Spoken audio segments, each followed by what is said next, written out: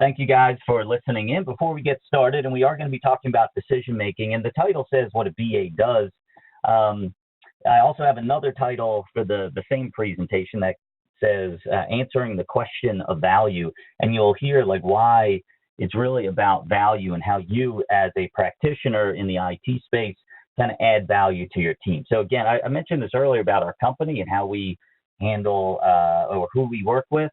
Titles don't matter. So if you're a PM, a BA, whatever you are, it really doesn't matter. We can help you out. So the first thing I do want to talk about really quick is as a learning organization, we believe people should be learning all the time. So you shouldn't just be learning when you're listening to webinars like this or going to a class or reading a book. You can be learning all the time, and Twitter is a great way to do that. So what I want to say is that Twitter is great for finding out information on the Kardashians. It's also great for finding out information related to project management, business analysis. And if you see those hashtags down at the bottom, hashtag BAOT, that's business analysis on Twitter. Hashtag IIBA is International Institute of Business Analysis. So when people tweet about BA related stuff, they're using those hashtags. When people tweet about other topics, they use hashtags to do that. So it's a way to hone in and get what you need out of any session.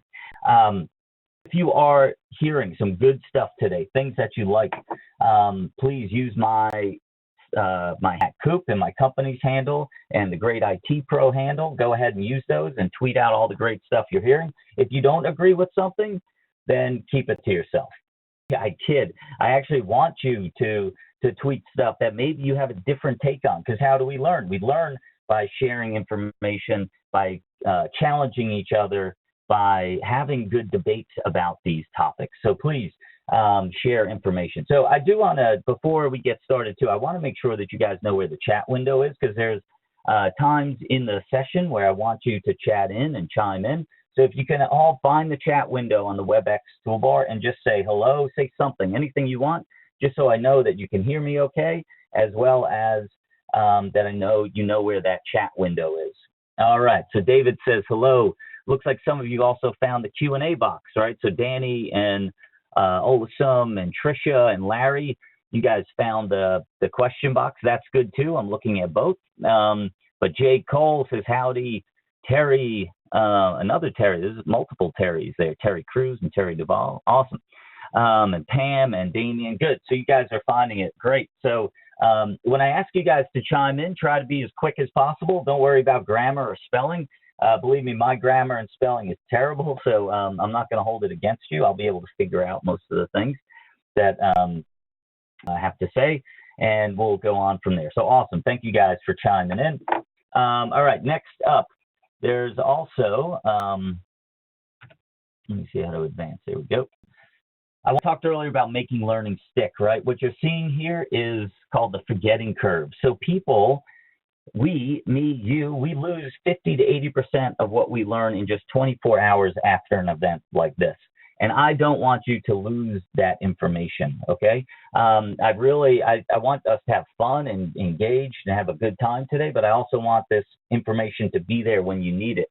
So you have to combat the forgetting curve. And a way to do that is by chiming in the chat window or the question box, right? Just like you guys are doing. Getting involved helps make things stick. Take notes. So when you hear great things, take those notes down.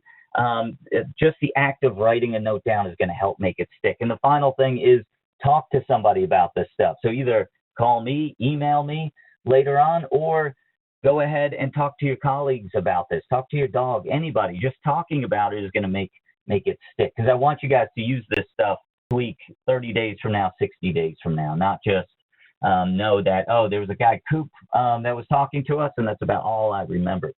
All right, the last piece of business for me is, before we get to decision making, is the rule of 3 R's. In every session you guys go to, there's going to be the rule of 3 R's, and it's really important so that you stay focused to that last R.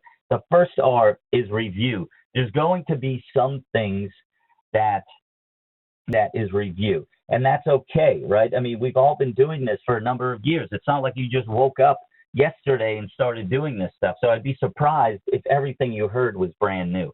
So So don't get discouraged if you hear some review things, because the next R is reassure. Those are going to be things that you're doing today, but you had no idea anybody else was doing it, and it gives you the confidence to keep going. Okay, I'm not the only crazy one. Somebody else is doing it as well. So let's keep going, and it gives you that confidence. And then it comes to the final R, and these are really important, is reveal. There are going to be 1, 2, maybe 3 things that you get out of the session that are like, awesome. It's going to change the way you do stuff today. It's going to be a different way of thinking about something, or a brand new piece of information that you can change your behaviors and improve and get better. So remember those 3 R's. No matter what you're doing, always listen for the 3 R's and know that that's going to be part of the situation. All right, so let's get Boogie in here. For our agenda today, first thing I'm going to do is talk about, it's all about decisions, right? It's all about decision making and your role in the decision making process.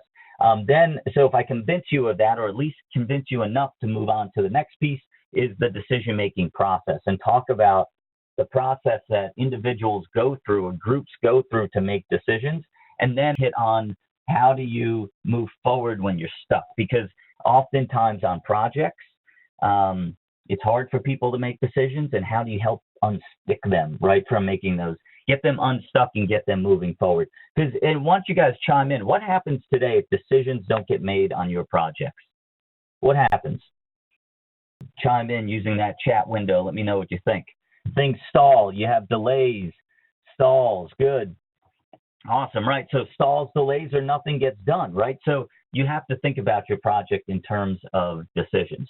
So now, you know, in the title, I talked about it's what a BA does.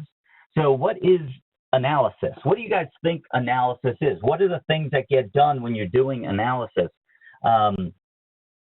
Good. This is a real good one. Danny talked about the mood. When decisions don't get made, mood starts to turn and people look to blame others, right? Yeah, we're going to talk about the blame game later too. So what is analysis? So people and processes, says Martin. Awesome. What else? What are the things? Some of you are BAs, right, on the line. So what do you do? What are the things you do? What do you think about when you think of analysis and what business analysis is?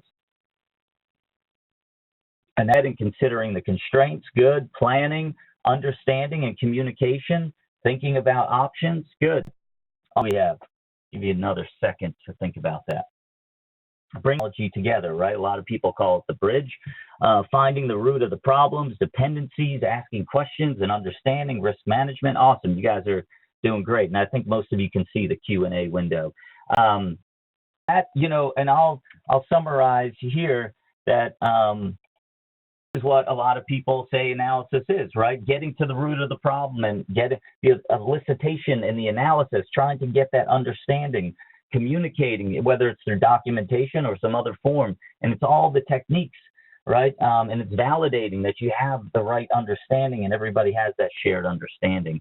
Now, this is where I think the writers of the BA BOK, and for those of you that don't know, the IIBA has a body of knowledge, the business analysis body of knowledge, and in it is about 300 pages of this kind of stuff, right? All the different techniques, elicitation, planning. Some of you talked about understanding the dependencies, right? That to me all falls in the analysis and how you analyze stuff and the techniques you use to find that. And so they have 300 pages of that, but on the flip side, underneath everything, they have underlying competencies are things that support your role as a business analyst. And one of those things that support your role doing analysis is decision making. And I actually think decision making should be flipped, and that's the real reason why you do all this stuff. So the things you guys listed is accurate, it's correct, it's dead on, but it's the things that you do today, right? And a lot of people think of that